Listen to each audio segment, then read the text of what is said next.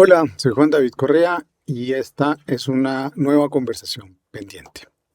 Hoy estamos con Ana Bejarano, abogada, experta en derecho procesal, codirectora de una organización de abogados, periodistas y gente que se ha preocupado por defender los derechos precisamente de la libertad de expresión y de los periodistas en Colombia, que se llama El 20.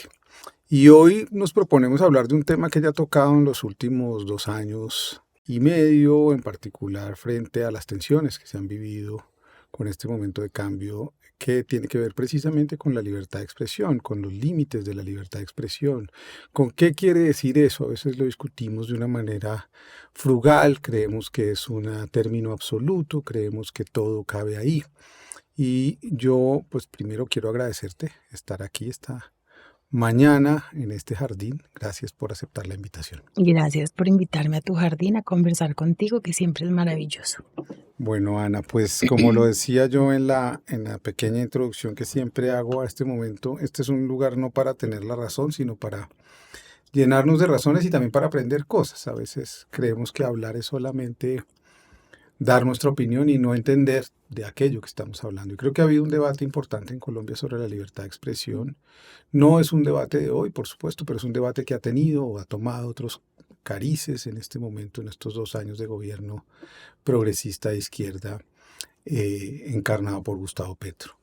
Tú has sido crítica de precisamente los límites y las atribuciones que se han tomado ciertos funcionarios y en particular el presidente de la República en cuanto a la libertad de expresión. ¿Qué es lo que tú ves crítico en eso y qué es lo que le has criticado a este gobierno en ese sentido?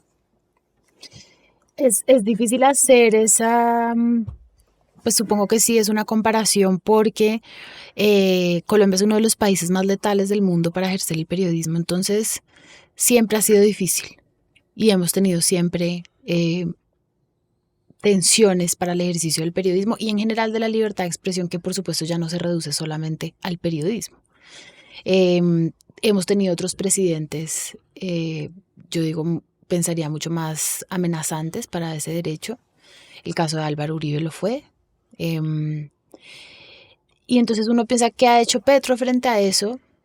Tal vez en perspectiva nada muy grave por ahora, pero algo que sí como que va calando con el tiempo y es ese afán discursivo de estigmatizar a la prensa como ejercicio. Entonces dice, no, digamos, desde el petrismo dicen, no es toda la prensa, no es solamente la prensa hegemónica, la prensa que no tiene autorreflexión, la prensa, como que hay una cantidad de moquetes que le ponen a la prensa que sí pueden criticar. Y yo creo que eso ha calado mucho en la confianza que tiene la ciudadanía en el periodismo, en el ejercicio del periodismo.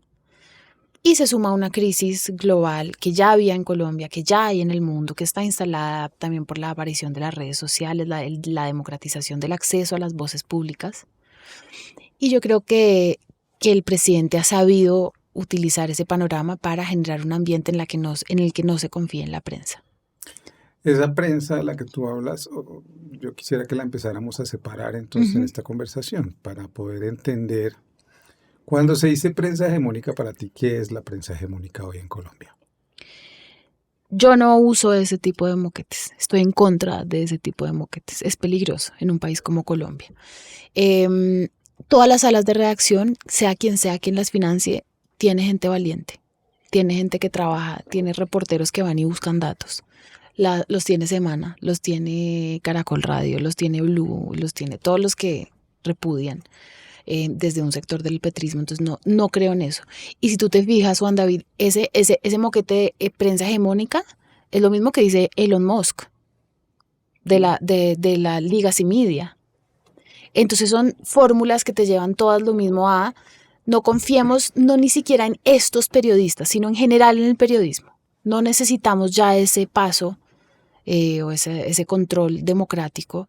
Yo no creo que exista prensa hegemónica, creo que hay en Colombia y en todos los países del mundo modelos de negocios en los que hay conglomerados económicos que tienen medios y que los hacen a su semejanza. Eso está mal. que no son transparentes con sus audiencias, que no dicen estamos hablando de este negocio, de este contrato porque tenemos una inversión en esto. Eso está mal, eso es una falta de ética periodística, pero a mí llamar al periodismo hegemónico me parece muy peligroso.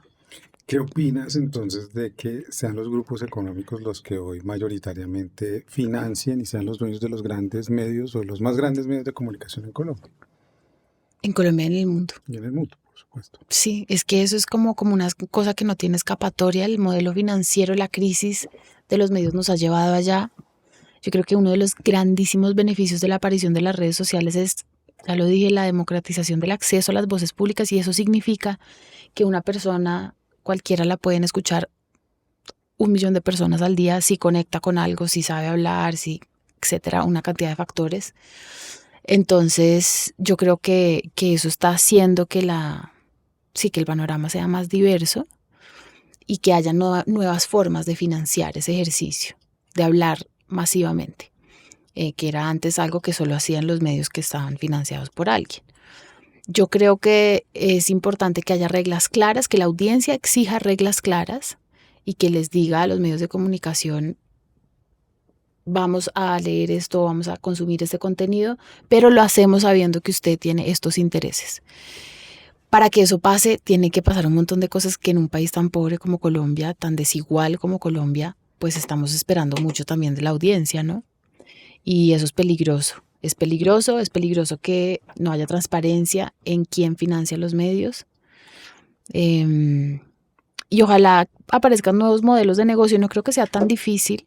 Creo que cada vez más es más posible la independencia de los creadores de contenido, de los periodistas independientes. Pero es como un poco sí, así es. Eso es lo que hay. Eso es lo que hay. Y en ese sentido, que yo coincido contigo, no puede uno evidentemente meter en el mismo saco a todos los periodistas, ni digo, yo mismo trabajé en medios empresariales, como yo los llamo, en El Espectador, en Semana, pero de una u otra manera uno sí sabe internamente que hay límites que uno no puede atravesar, digamos que uno no puede investigar el poder que está financiando el lugar desde el que uno está hablando. Eso es una parte del asunto por el que quería preguntarte, pero la otra parte es, ¿por qué en la mayoría de esos medios empresariales hoy, la mayoría de los relatos que yo oigo en la radio, que leo en la prensa, tienen que ver una y otra vez con asuntos personales sobre el presidente de la República? Es decir, ¿por qué no podemos discutir otro tipo de asuntos en estos medios que pasen por las ideas? Y te he visto incluso a ti problematizarlo.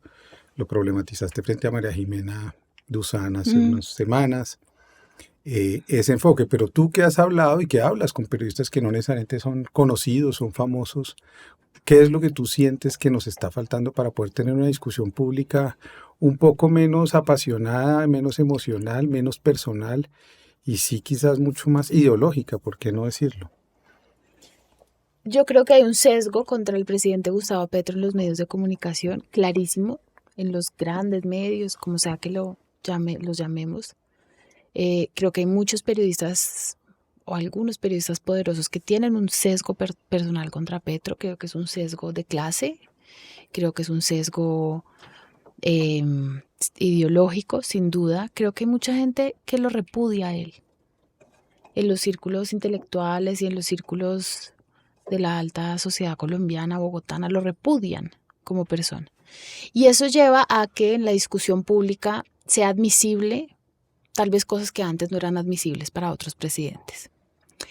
Eso aparte, y es que a todos los presidentes, el señor que no aparezca, el señor que se desaparezca, el señor que esté hablando visiblemente confundido, cualquier presidente que sea, y ojalá después de Petro se sea la regla para siempre, tenemos derecho a indagar sobre eso. Ahora, que el periodismo indague sobre eso, me parece que es muy importante que lo haga con pruebas. María Jimena decía, no hay pruebas. Yo creo que sí hay pruebas. Sí, de pronto es difícil un examen toxicológico, pero hay muy buenas formas de reportear y decir si una persona tiene un problema de consumo o no. Hay testimonios y hay una cantidad de cosas, es decir, y además yo creo que ella los tiene. Entonces, no creo que sea imposible hablar del tema, pero hay que hacerlo con más evidencia. Y en la medida que no lo se haga con evidencia y no se haga con periodismo serio, se alimenta el discurso de Petro de que lo persiguen. Porque en algo es cierto también, que le han puesto una vara que no le hemos puesto a otros. Yo lo decía, nosotros en el 20 iniciamos un proceso para contribuir a unos periodistas extranjeros que estaban tratando de saber cuál era la receta médica que tomaba Duque. Porque si ustedes lo recuerdan, hubo varios discursos que uno decía, se ve extraño este señor, o sea, algo le pasa. Y en esos casos, el Tribunal Superior, el Tribunal Administrativo de Cundinamarca, que revisó la insistencia porque Presidencia nos dijo no, eso es parte de la historia clínica del presidente, eso es privado, el tribunal estuvo de acuerdo. Yo creo que, digamos, disto de esa posición jurídica. En muchos países del mundo al presidente se le obliga a tomar exámenes, dar cuenta de su salud, etcétera, explicar. Lo que pasa es que como es un asunto que pasa por otro aspecto de la vida, es mucho más sensible. Entonces yo creo que frente a ese tema que dices tú, lo primero que dices que se ha visto mucho hablar del tema personal, yo creo que en el caso del presidente de la República mucho de lo personal es político, especialmente si no va al trabajo, cancela la agenda. Ay, no, que Petro es desordenado. Bueno, pues tenemos derecho a que queramos un presidente ordenado. Está bien también decir, oiga, señor, no llegue tarde, no, que ahí reside su genialidad. No creo. Yo he trabajado en la administración pública y hay que llegar a las cosas y hay que hacer el trabajo. Una palabra que pronuncias me sirve para abrirme a una de las ideas que quería conversar, y dices que hay un odio de clase. Y es una conversación como que no queremos tener. Mm.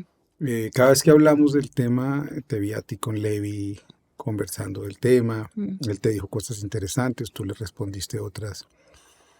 ¿Por qué no hemos podido hablar de ese tema? ¿Por qué en el fondo entonces se produce la discusión a la que tú dices, alegas y tienes, digamos, tus argumentos para decir, bueno, hay razones y se pueden tener esas razones y se pueden hablar sobre esas razones, pero en el fondo subyace un tema de clase, un tema que una y otra vez muestra una rabia por unas formas y unas gentes que llegaron a ese lugar que tú conoces, porque tú has estado ahí, porque tú, mal que bien, haces parte del privilegio del país. ¿Qué lees tú de esa conversación que no hemos podido tener sobre la clase y el clasismo en Colombia? Viniendo de absoluto privilegio, sí, pienso que mi vida ha sido absolutamente privilegiada. Creo que la palabra oligarquía está ya tan manchada, pero creo que las clases altas en Colombia, en Bogotá, están absolutamente negadas a siquiera pensar que esa es una conversación importante. No hay espacios sociales, políticos, es decir, el que lo haga se volvió un mamerto. Mucha de por supuesto, preservo amistades y relaciones de mi vida privilegiada y me han hecho lo que soy, pero yo soy la mamerta, porque yo hablo de esas cosas y le sabe a cacho a la gente. En términos de política pública y en términos personales también es algo que los incomoda, porque creo que en muchos lugares, e interpreto, no lo sé, reconocer el privilegio es para muchas personas decir yo valgo menos, yo soy menos, porque soy en virtud de haber nacido en este lugar o haber tenido esta oportunidad, y yo creo que es algo que la gente se niega mucho a hacer, y eso alimenta posiciones en las que, como también creo el presidente alimenta el odio de clases, vive mucho de eso. Que pero, eso sea pero porque lo hay, ¿no? Claro. Hay un odio real. Claro, entonces ahí va, dice uno, ¿es justo o injusto? No lo sé, hace parte, y él lo tiene también. Como que en el feminismo hablamos mucho del resentimiento, de la digna rabia, entiendo, por supuesto, y entiendo además que Petro le sea útil ese discurso políticamente, independientemente de si lo sienta o no, que creo que sí, porque en este país vender rabia es muy fácil. ¿Cómo no va a ser fácil? En un país tan violento, tan desigual. Yo me rehúso, digamos, creo que es un compromiso de vida mío a no tener esta conversación, a no hacer parte de esta conversación. La tengo, así crio a mi hija, así entablo amistades, así me enamoro. Es decir, esa es la parte mía que más me atraviesa, digamos, política, ideológicamente. Y yo creo que ese es un compromiso de vida. Y eso si el reflector lo giramos y lo dirigimos hacia este lugar de esta conversación hoy, ¿qué te ha costado? ¿Qué has tenido en el fondo que transformar para poder tener estas conversaciones? Porque al final yo le digo a la gente, yo también hago parte de esos espacios y lo que le digo a la gente que me quiere a veces en un paseo, podemos hablar, pueden decir que no les gusta, no pasa Exacto. nada, no tenemos que tener miedo de conversar de estas cosas. Crecimos en Colombia con la idea de que de política y de religión no se hablaba, como si eso no fuera lo más De importante la o vida. parte de nuestras vidas. Entonces los tres temas más importantes, la sexualidad, la religión, el dinero y la política, no se hablan. Entonces, ¿de qué hablamos? De nada. ¿Cómo has podido encarnar también esa especie de rebeldía que a veces no se reconoce tanto? Porque o estás de un lado o estás de otro, pero en todo caso en todos eres incómoda. Mm. Extrañaba mucho hablar con el señor Correa. Em, es cierto eso. Yo como lo he atravesado, yo creo que pues en mi casa no había censura de ningún tema. Mi casa es de dos abogados, mi padre y mi madre, y hubo siempre invitación a la discordia y al criterio propio. Y yo creo que mis papás nos educaron a nosotras dos, a mí y a mi hermana, para tener criterio, no para pensar como ellos. Y hago yo lo mismo con mi hija. Entonces yo creo que eso es algo que uno puede, pues algo útil que uno puede tener en sus todo tipo de relaciones laborales, personales, sentimentales, que la contradicción sea una forma también de cariño, de reconocer al otro, de entiendo que esto que te estoy diciendo es absurdo o impensado o molesto, pero quiero tener esta conversación contigo. Esa es una forma de reconocer y de amar también.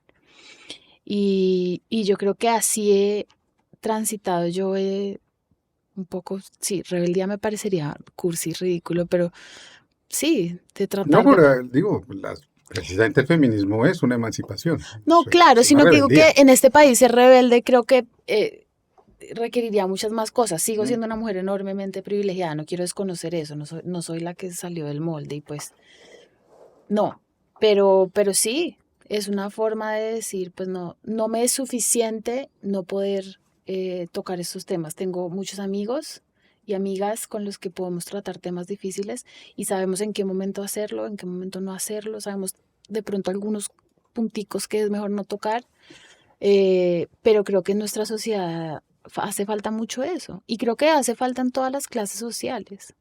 ¿Por qué crees que en las clases privilegiadas no se quiere hablar de injusticia social, no se quiere abrir ese espectro al país en el que realmente Mm. vivimos? Porque es incontestable, con quien esté en el poder, lo incontestable es la ominosa realidad en la que viven millones de personas en este país. Porque implicaría para ellos y ellas y nosotros, supongo, un cambio real del statu quo. De decir, bueno, si vamos a tener esta conversación de este país tan profundamente injusto, ¿cuál es nuestro rol en eso? ¿Qué estás dispuesto a ceder? ¿Qué vas a hacer tú para que eso no sea así? Y creo que nosotros somos un país muy individualista, de gente muy egoísta. Quería decir algo antes de lo que estábamos hablando y es cuánta falta hace, y yo que me dedico al conflicto, cuánto falta hace una sociología real, profunda sobre el conflicto en Colombia, sobre cómo tramitamos el conflicto, qué significa el conflicto. Porque fíjate que somos una sociedad profundamente violenta, pero que también rehúye mucho a la discusión pública. Aquí en Colombia una discusión entre vecinos, una discusión de un accidente de tránsito es muy probable que termine en la muerte o en una afectación real del cuerpo de la persona, es decir, se van a los puños. En Argentina se gritan hasta insultan hasta la primera abuela de esa familia, pero se calman. Hay como ¿Qué, unos ¿Qué desahogos. pasa acá? ¿Qué es lo que pasa acá? Podemos tener conflictos, vivimos solo en el conflicto porque tenemos uno de los conflictos más largos del mundo, que claramente no ha acabado. Es decir, la paz que firmó el presidente Juan Manuel Santos fracasó, eso hay que decirlo, fracasó, Y le hicieron fracasar también, ¿no? la hicieron fracasar, Claro. por lo que sea, pero está fracasada. Ujú. Sí, yo creo que falta eso mucho. Es decir, vivimos llenos de silencios que después Ujú, solucionamos de las peores maneras y ujú. sospechamos todo el tiempo unos de otros. Y creo que eso tiene que ver con la libertad de expresión. Es decir, ¿por qué? Parece que nuestros límites adentro de nuestras vidas son unos, pero hacia afuera son otros. Y en el anonimato o en las redes sociales o a veces en nuestros oficios creemos que tenemos el derecho, bajo esa lógica de la libertad de expresión, o creen muchos periodistas, a decir lo que se les pase por la cabeza. Mm. ¿En dónde es que ha estado un poco tu manera de entender y de explicar y de hacer pedagogía sobre el tema de libertad de expresión en Colombia, que creo que estamos bastante quedados en entender qué es la libertad de expresión, hasta dónde nos cobija, hasta dónde son sus límites, cuáles son los límites de la libertad de expresión? Esto no es un tema absoluto. Y creo que todos los días asistimos a debates que de alguna manera eluden entender qué es eso. Mm. La libertad de expresión es, me suena como frase de profesora, Pero es pero importante. sí, la libertad de expresión como está consagrada en la Convención Interamericana y en nuestra Constitución, y lo digo porque es importante entender qué es lo que dice el derecho en el papel, que el que nos otorga la Constitución, y es que yo tengo, y es un derecho que tiene dos partes, tengo derecho a decir lo que pienso, que es la libertad de pensamiento, y a recibir informaciones, que ojalá sean veraz, objetiva, heterogénea, para que yo coja del mundo lo que yo crea según mi sistema de creencias, mis gustos, mi vida, y piense cuál es la realidad para mí. Y esas dos esferas del derecho, yo creo que es de los derechos constitucionales que más ha cambiado en los últimos 20 años en el mundo. Entonces, es un derecho que hoy lo atraviesan pues la plaza pública digital, que tiene unas reglas o ausencia de reglas también muy importante. El derecho a la libertad de expresarse no es absoluto. Nosotros nos guiamos en Colombia nos guiamos por los estándares de la Corte Interamericana de Derechos Humanos, y es que hay unos unos discursos especialmente protegidos, unos discursos que protegemos, que permitimos, y unos discursos que no protegemos, o que también llaman discursos prohibidos. Los discursos prohibidos son los discursos de odio. Entonces, ¿cómo defines tu discurso de odio? Porque te das cuenta, hoy en día, cualquier cosa que no nos gusta es un discurso de odio. Exacto.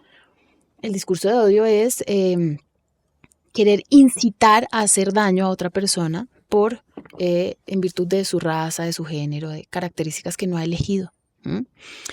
Y esa, por ejemplo, desde la comunidad trans se critica mucho el tema de cómo se interpreta incitar al daño. Porque ellos dicen, no, pues si no dice que nos mate, entonces no es discurso de odio, pero lo que está diciendo es profundamente transfóbico. Y estamos viendo todo el tiempo gente en la sociedad civil diciendo, esa definición de discurso de odio no es suficiente. Y también vemos desde el otro lado jueces diciendo, no, pero necesitamos que la definición sea muy específica, porque si la ampliamos empezamos a censurar un montón de cosas que son necesarias para el debate público.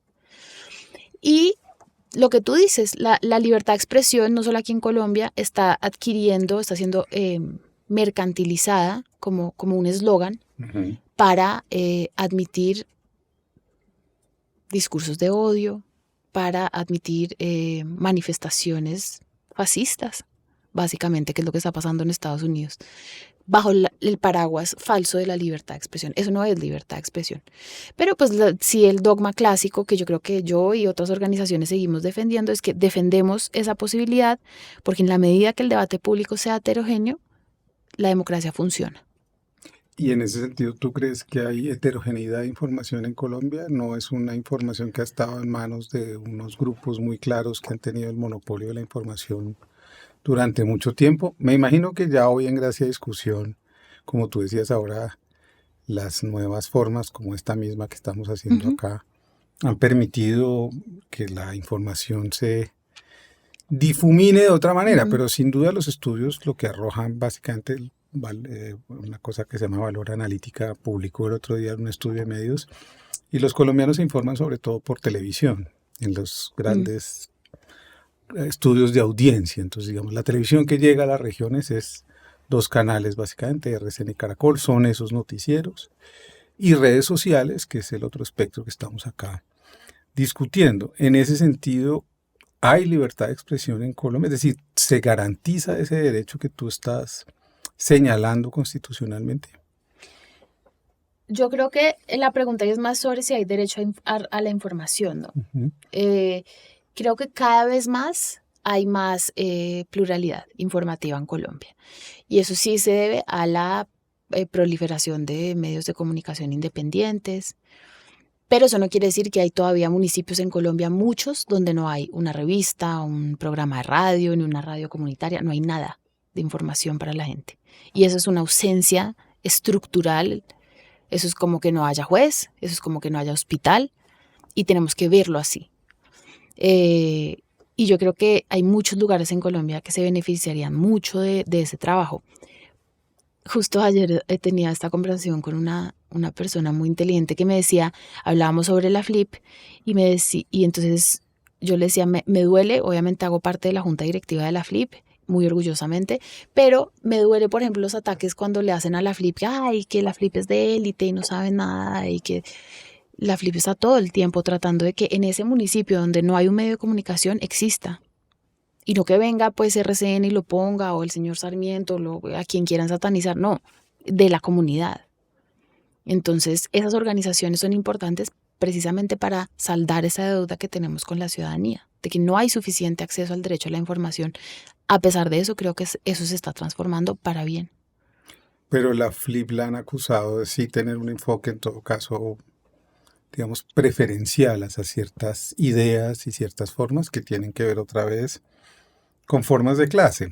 Entiendo yo, y eso lo sé porque he hecho cosas con ellos también, que han hecho mucho trabajo con periodismo regional. Camilo Jiménez y Jonathan publicaron un libro sobre periodismo asesinado en Colombia. Es decir, ahí hay un trabajo que hay que reconocer, pero evidentemente al manifestarse, cuando lo vuelven juez, porque la FLIP se está volviendo una especie de instancia a la que le piden pronunciarse todo el tiempo, parece que quienes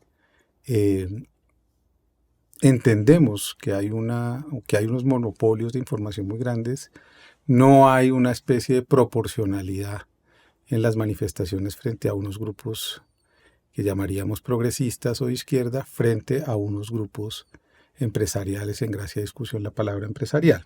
Y la uso simplemente porque pertenecen a empresas, digamos, no Sí. son hegemónicos, sino son empresas que son dueños de medios de comunicación. Sí. Sí, Juan, pero tú lo sabes que esa es una parte muy chiquita del trabajo de la FLIP. Claro, es tal vez la más visible. Y eso hay que pensarlo dentro de esta organización que amamos, cómo está funcionando eso de cara a la opinión pública.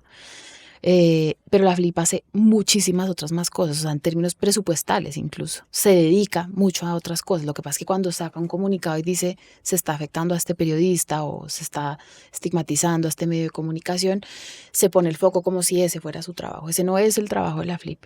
Y hay algo que sí me molesta profundamente y no sé cómo transitarlo, y es...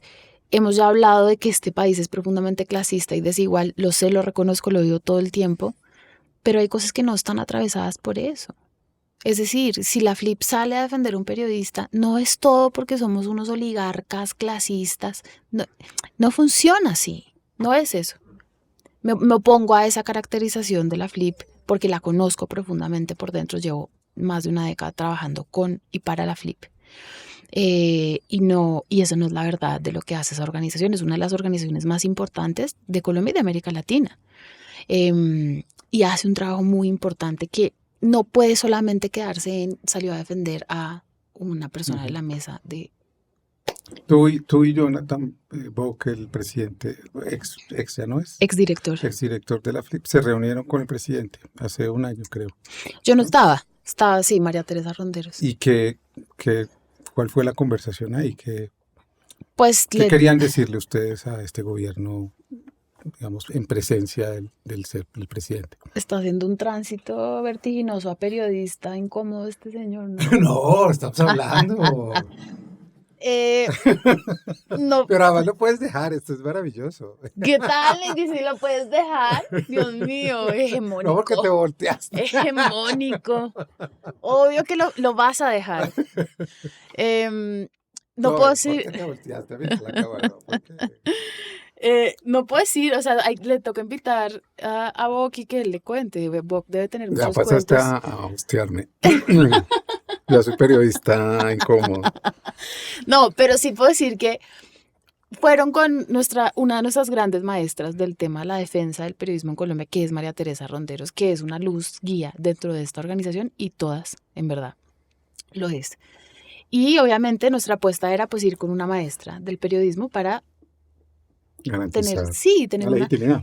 Y María Teresa es una persona progre, uno lee sus No, columnas en El no, Espectador y ella es una mujer de izquierda. Entonces, pues teníamos sí la intención de persuadir y poder conversar con el presidente.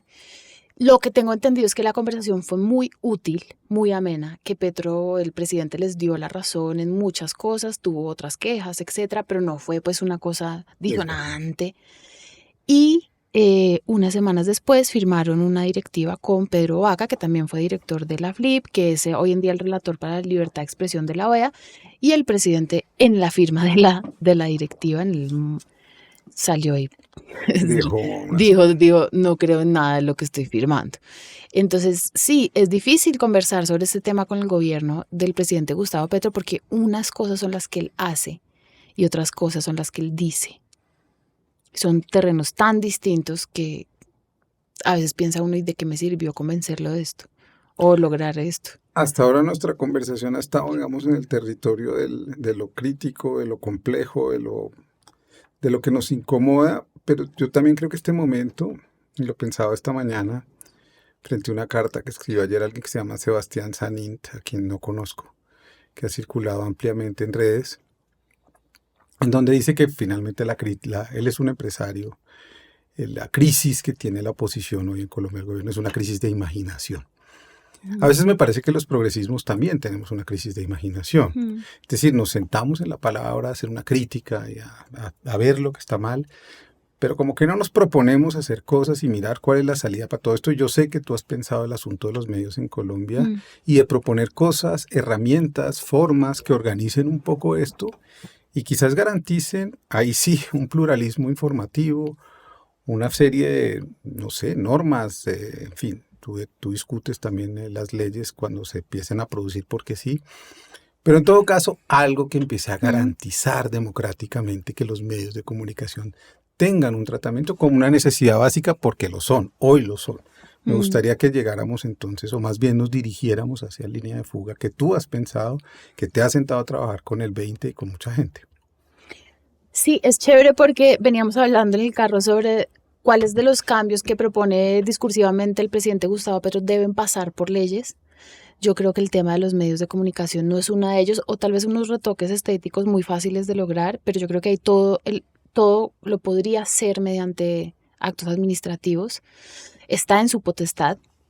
A mí me gusta mucho la idea de redistribuir la pauta. La pauta es una manera en la que sobreviven o mueren los medios de comunicación, especialmente en las regiones. La pauta regional, y la FLIP ha informado también sobre esto, termina a veces permitiendo que un medio exista. Entonces, ¿qué posibilidades tienen de auditar los contratos del señor alcalde? Pocas.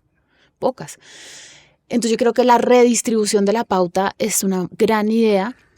Eso no se logra con ley, dices tú, eso hay que hacerlo como, ¿qué mecanismo? ¿Un acto administrativo? Me imagino, ¿no? O sea, hablando cosas, pero ¿por qué no hacen un concurso público por la pauta? Y que entonces, no sé, haya un sistema de puntos, que sea transparente, que no sea el presidente o su ex nefasto ministro de Comunicaciones, Mauricio Liscano, diciendo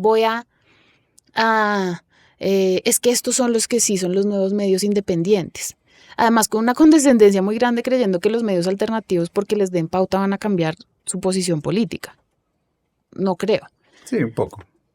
Bueno, digo, eso pero sí no parece, deberían. eso sí lo he visto. Pero no deberían.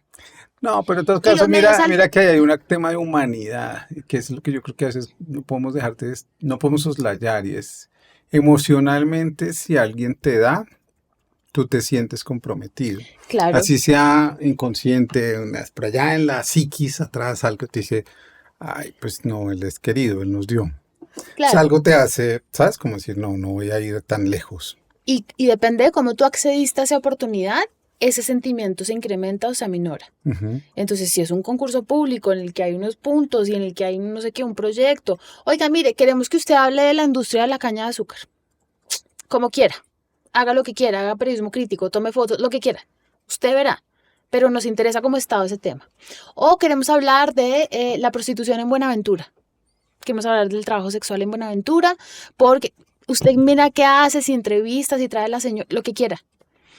Yo creo que hay formas en las que el Estado puede decir necesitamos pluralidad informativa, necesitamos hablar de estos temas silenciados sin tener que beneficiar y coger la pauta para ensuciar al periodismo, a los medios de comunicación, que lo han hecho todos antes. No estoy diciendo que no, pero volver a hacer lo mismo de antes no es el cambio.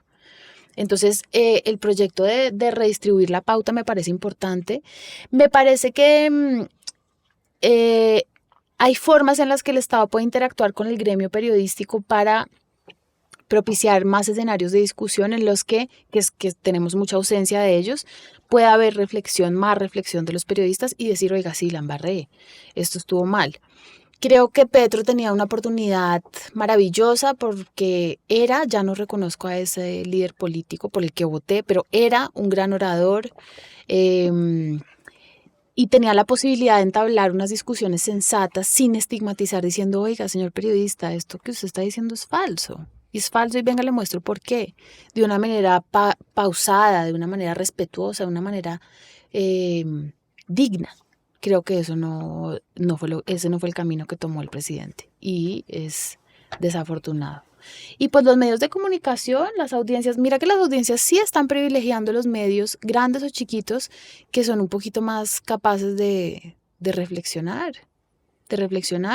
Creo que también desde el sector privado hay muchas formas en las que invito a todos los empresarios que nos están viendo, financien periodismo que les interesa, el tema que les interese, con la persona que les interese, métanle plata a eso. Y eso hace que el periodismo sea mucho más difícil de comprar por los poderes políticos, los grandes conglomerados económicos. Pero tú sabes bien, porque también lo hemos hablado en algunos otros lugares, e incluso cuando renuncié a la editorial Planeta, que hablamos más largo, que en todo caso hoy la comunicación es política, entonces habría como dos contradicciones o paradojas en esto, y es abrámonos a una inversión mucho más grande, mucho más democrática, mucho más consciente, pero en el momento en que vivimos hoy todo es comunicación, ¿sabes? Es decir, las figuras que están apareciendo políticas se hacen es por comunicación, no se hacen por discursos, por textos, por comunicación. Y la prueba es muchos de los candidatos que tenemos hoy, incluso senadores hoy de la República que empezaron haciendo canales de YouTube o procesos de comunicación. ¿Cómo lidiar con esa contradicción? Es decir, ¿qué es lo que habría que crear como instancia? No sé si ese ministerio se desnaturalizó al volverlo TIC y quitarle, digamos, su ascendencia en las comunicaciones. Es decir, ¿qué es la Comisión Nacional de Televisión desapareció y se creó otra cosa? En fin, como que todo el tiempo nunca hemos podido llegar a tener instancias. Inravisión lo desaparecieron y entonces entregaron los canales, en fin. ¿Qué sería para ti, imaginando? No es una respuesta, no es una pregunta capciosa, sino como que hablemos un poco porque a mí sí me angustia mucho que siga pasando el tiempo y la sociedad y los poderes públicos no inventen maneras para lo que estás diciendo, para decir, oiga, hay una capacidad del Estado para financiar medios de comunicación sin pedir nada a cambio. Son bolsas a las que pueden aspirar grupos organizados de tal manera, con tal trayectoria, y ya. ¿Eso por qué no lo hemos podido? Precisamente porque Colombia sigue siendo una sociedad tan feudal en tantas cosas. Es decir, se siente que muchos sienten esta parte del medio de comunicación, esta parte del conglomerado que tenemos, que es un medio de comunicación, pues es un brazo político que nos sirve para esto. Creo que hay mucho desprendimiento de la audiencia también los días me preguntaban que por qué yo tenía me llega el espectador a mi casa todos los días, y creo que es una cosa de sentir la emoción que yo sentía en la casa de mis papás cuando llegaba el periódico. Y era un momento de ir a llevarle a mi papá el periódico y como ver su reacción, era un momento de regocijo. Y yo creo que ya la gente no se siente involucrada en términos generales, obviamente, con sus medios de comunicación, no se sienten. Y fíjate que pasa eso con tantos espacios y cosas públicas en Colombia. ¿Qué pensamos de los jueces? ¿Qué pensamos de los policías? ¿Qué pensamos de tantas cosas que son servicio público, que son comunidad, que son espacio público? Y está muy deshecho esa relación, entonces no hay como reclamo ¿no? Reclamo de la audiencia, de tanto a quien ejerce el periodismo como quien lo financia, o etcétera, o los mismos empresarios no piensan, ay, vamos a echarle plata a esto que es útil para la comunidad. Eso que tú dices, que era la intención de la Carta del 91, si uno se da cuenta, nosotros en una demanda que hicimos en el 20, hicimos como todo el declive democrático de las instituciones, de cómo estaban consagradas en el 91, de televisión, con toda una agencia independiente, etcétera, a cómo están hoy en día. El golpe más brutal lo dio, creo yo, Iván Duque con su reforma, con la ley TIC, que acabó básicamente con cualquier expectativa de independencia de quienes regulan las comunicaciones frente al Ejecutivo. Y eso es profundamente peligroso. Pero yo creo que no es un panorama desalentador, porque el regreso del fascismo en el mundo lo que implica, que honestamente creo que eso es lo que está pasando con hechos, implicará también la formación de una resistencia democrática en el mundo. Y entonces ya empieza uno a ver profesores, por ejemplo, profes en los Andes que dicen, no, vamos a hacer una reunión y queremos hablar sobre los académicos latinoamericanos que están sufriendo peligros allá y los que hicimos nuestras carreras. Yo también estudié en Estados Unidos gracias a esa oportunidad. ¿Y qué significa el inicio de un régimen fascista en Estados Unidos? Veo unos periodistas que empiezan a decir que jamás se metían en esos temas, que dicen, oiga, queremos empezar a hablar de esto, me preocupó esto, estoy viendo esto. Y yo creo que la existencia, la conformación de la resistencia ante el fascismo será principalmente atravesada por la academia y el periodismo. Y eso será revigorizante para esas actividades y para quienes las consumimos. Oyéndote y pensando en lo que te decía de abrir cada vez más derechos, ¿no habría que empezar también a regular derechos? Es decir, por ejemplo, las empresas no pueden comprar medios de comunicación porque tienen tantos intereses cruzados que no deberían ser propietarios de medios de comunicación. Hay unas leyes de transparencia empresarial que yo creo que es interesante que empecemos a hablar de si se deben aplicar a las empresas de medios de comunicación, con las salvaguardas necesarias para, de nuevo, como iniciamos la entrevista, recordar que en este país matan periodistas todas las semanas. Entonces, esa transparencia y esa visibilidad debería ser algo que no ponga en riesgo al periodismo de frontera en Cúcuta, que arriesga su vida todos los días por decir algo que está pasando. Entonces, hay que tener una balanza justa y tal vez casos diferenciados, pero sí, yo creo que le vendría bien a la audiencia saber que un conglomerado económico gigantesco que tiene 1.500 intereses económicos y industriales, pues también financia el periódico más importante del país, o el más leído, o el más consultado, etcétera. Eso está bien. Pero no entendí el argumento. Es decir, en cuanto a estas grandes empresas, estaría bien que pensáramos el tema de regularlas o de No incluso, regularlas, de ser transparentes. o incluso que no pudieran. ¿Por qué? O sea, es decir, ¿por qué un banco puede tener un periódico? Es decir, sí, y podemos ir caso a caso, ¿cierto? Viendo si sería bueno poner esa regla en este caso. En mi experiencia, en lo que hemos estudiado en el 20, lo que he visto yo como profe, esos temas en los que la libertad de expresión y el ejercicio del periodismo pasa por las leyes, termina casi siempre, indudablemente, siendo instrumentos de censura y utilizados por el poder como instrumentos de censura. Entonces, yo prefiero que es el gran, tal vez esto ya revela que sí estoy vieja, pero pues el mercado de las ideas se regula así solo.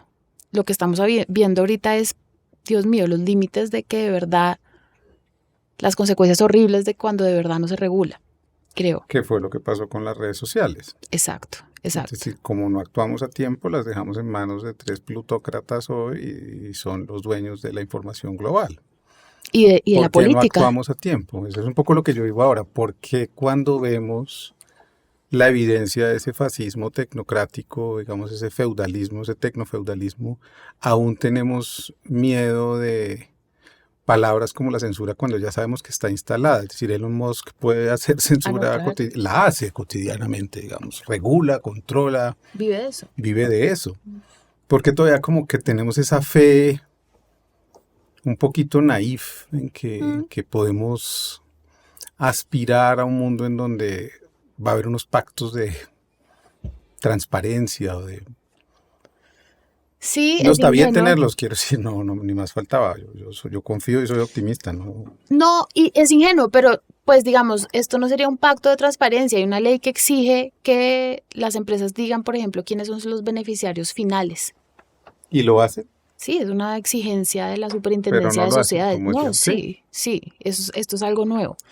Entonces uno podría pensar, ay, ¿será que es necesario que los medios lo hagan? ¿En qué circunstancias? ¿Cuáles medios? A eso Ah, me eso, a los refería. medios, ya, ya. Me refería a ese tipo de transparencia. Es un poco ingenuo frente al caso de las redes sociales, lo que nos pasó con la aparición de la Internet en el mundo y lo que derivó después, lo maravilloso lo virtuoso y lo dañino, es que pues fue tan pronto, tan rápido y la estructura regulatoria del mundo estaba sí que desprovista de cosas para poder hablar de esto, que claro que vamos tarde. El derecho siempre va tarde igual en general y creo que eso es bueno, porque el derecho tiene que esperar a que los fenómenos sociales se asienten para entenderlos y poder regularlos.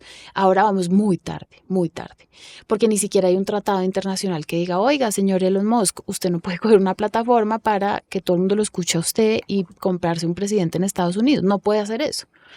Pero ya Mm, pudo, digamos. ya O sea, pudo, ya pudo. Y ahí es porque vamos muy tarde. Yo creo que parte de esa resistencia que hablaba antes es una resistencia que se comprometa para mí lo más importante en términos políticos electorales de libertad de expresión del futuro del mundo es un gran tratado internacional en el que todas las naciones se comprometan a exigir algunas cosas de...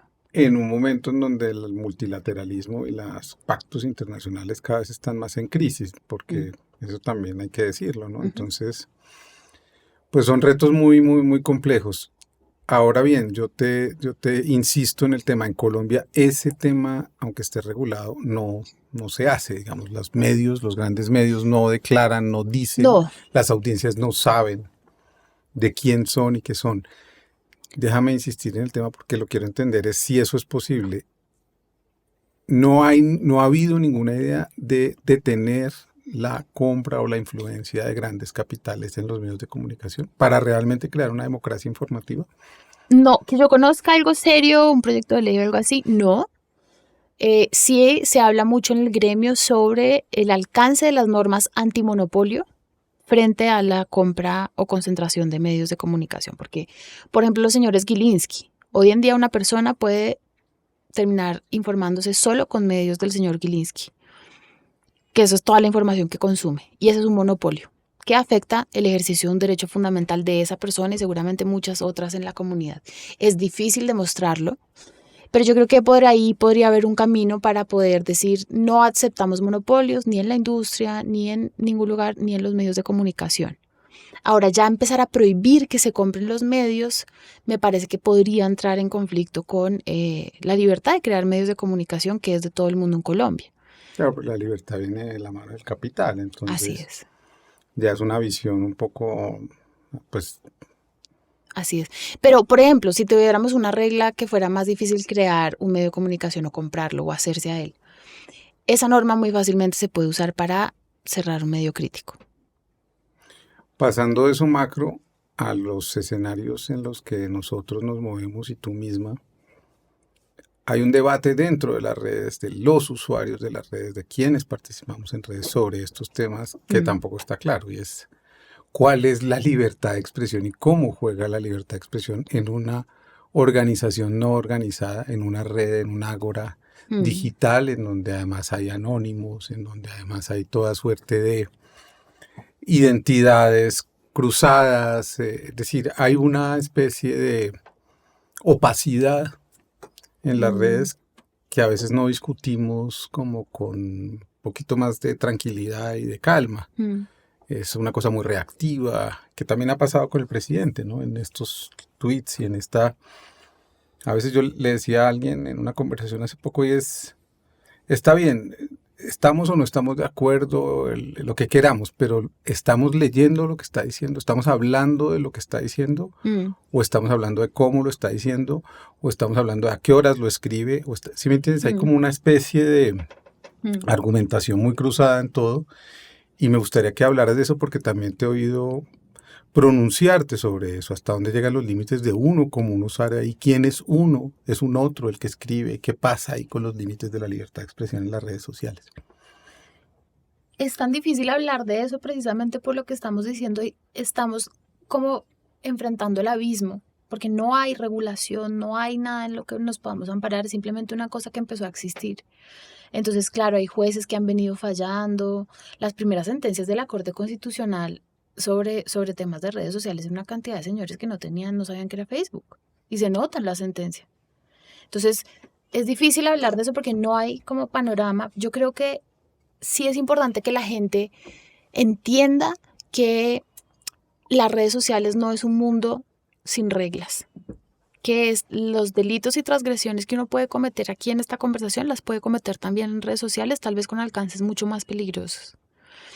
Creo que es importante que los padres de familia, y yo sé que tú eres padre ya de un adolescente, pero por ejemplo los padres de mi generación, mis padres, o un poco después, como que no entendían los peligros que hay en las redes sociales. Esto suena ya como un canto de la señora Canzona, pero vemos cada vez más evidencias de que los desarraigos sociales, conflictos sociales de toda naturaleza, todo tipo de problemáticas de toda naturaleza para mujeres, para hombres, de las generaciones que hoy en día están empezando a cumplir 20, 25 años, son producto de su interacción con las redes sociales. Incluso afectación de procesos democráticos, toda esa manósfera que eligió a Donald Trump es producto también de las redes sociales. Entonces yo creo que en la medida que los padres seamos conscientes, vamos a tener un enfoque diferente. Hace 10 años un papá le decía al niño, coge porque ahí está mirando en fotos en Facebook, no pasa nada. No, ya entendemos que no es así, que lo mercantilizan para poder aprovecharlo y casi para herirlo, volverlo adicto. Dañarlo. De acuerdo. Pues Ana, se nos quedan muchas cosas, pero yo soy muy juicioso con el tiempo, pero no voy a despedirme todavía antes de preguntarte qué conversaciones pendientes crees tú que tenemos que tener todavía en este país. Tú que cada 8 días estás enfrentándote, exponiéndote a escribir una columna, a leer una columna, a recibir humanamente críticas de muchos lugares, porque decidiste exponerte, nadie te obligó a ello.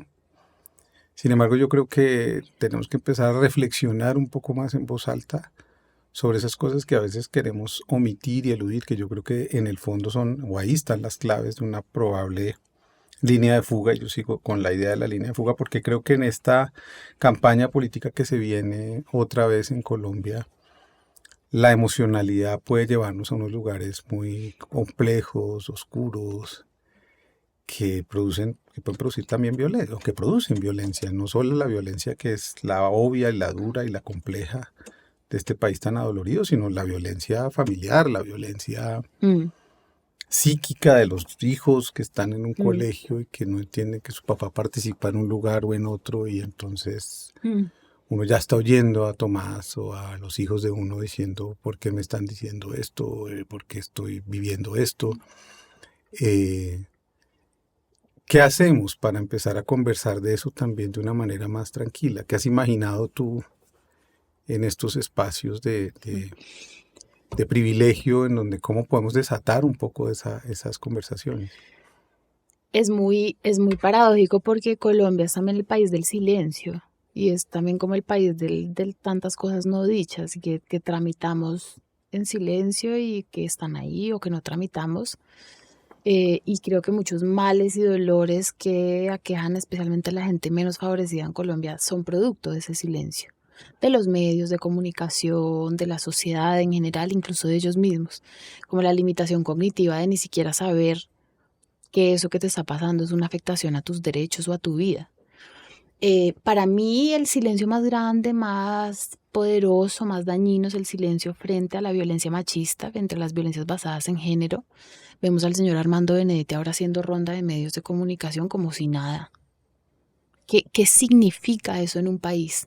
Que el ministro del Interior ahora ya sale en todas partes, hace lo que se le da la gana y nadie. Las últimas 3 entrevistas, ayer lo leí en El Espectador, nadie le dice, oiga señor, pero usted está como a punto de matar a su esposa y a su suegra. O sea, ya como que ya claudicó el tema frente al señor Armando Benedetti. Por supuesto que ya claudicó, porque en este país ese tema no se habla, no se discute, no es importante. Pero entonces ahí la respuesta, digamos, la produzco. Te Mm, interrumpo es porque tú hablaste de eso. ¿Qué es lo que hace la defensa, digamos, de personas así? Es, no hay pruebas, no hay demandas, sí hay no hay... pruebas.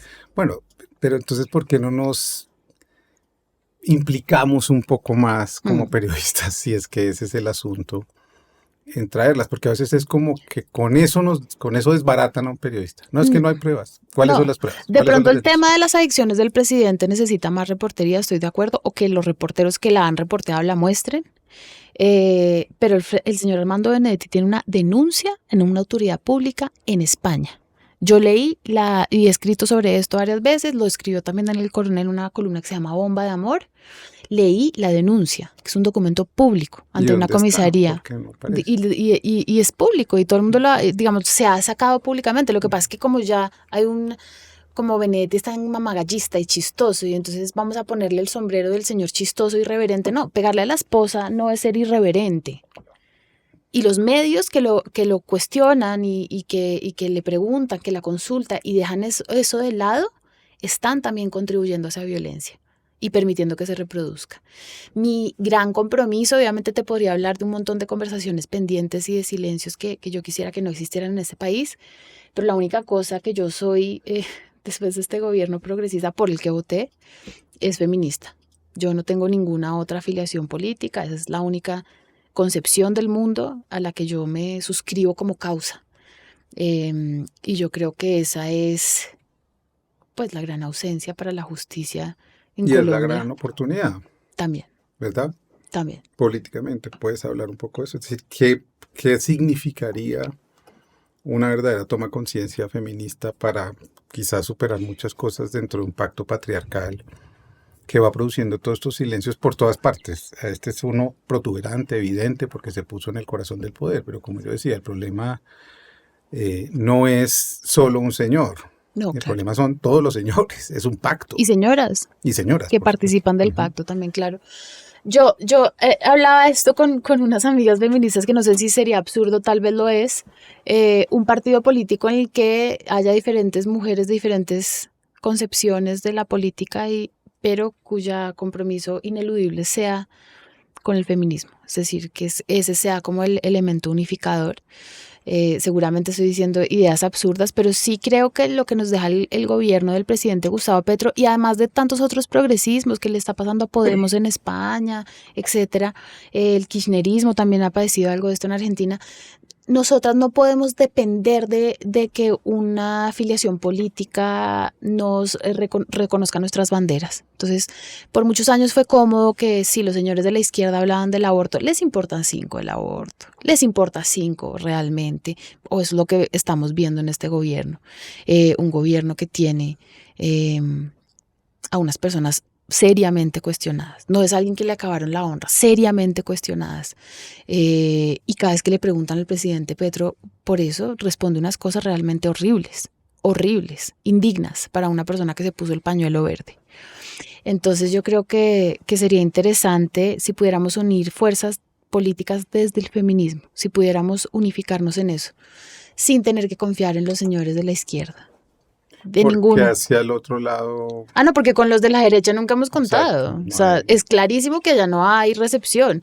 Una cosa que por lo menos es virtuosa de los señores de la derecha es que por lo menos ellos van de frente con sus Son argumentos bárbaros, son antiderechos. patriarcales. Pues sí, pero eso es algo que tú puedes enfrentar. En Ujú. cambio, el señor que te echa el cuentico y que te mansplainea todo el feminismo, pero va ahí por debajo, hace otra cosa, es un adversario más difícil.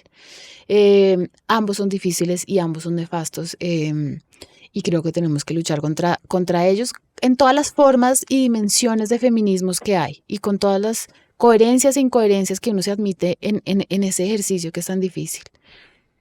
Bueno, pues el futuro será feminista o no será. ¿O no será? Gracias a Ana Bejarano Ricaurte por estar en esta conversación pendiente. Gracias por señalar a la cámara, por, por intentar conversar de temas que no son fáciles, que no son complejos, pero que yo creo que van abriéndonos la posibilidad de imaginar un futuro en donde podamos estar juntos en medio de las contradicciones, como quería Stanislao Zuleta. Una sociedad preparada para el conflicto es una sociedad preparada para la paz. Gracias, Ana. Hermoso, cierto, gracias a ustedes, gracias Juan por esta oportunidad y qué bueno volver a oírte, a tener tu voz. Nos vemos en la próxima conversación pendiente. Chao.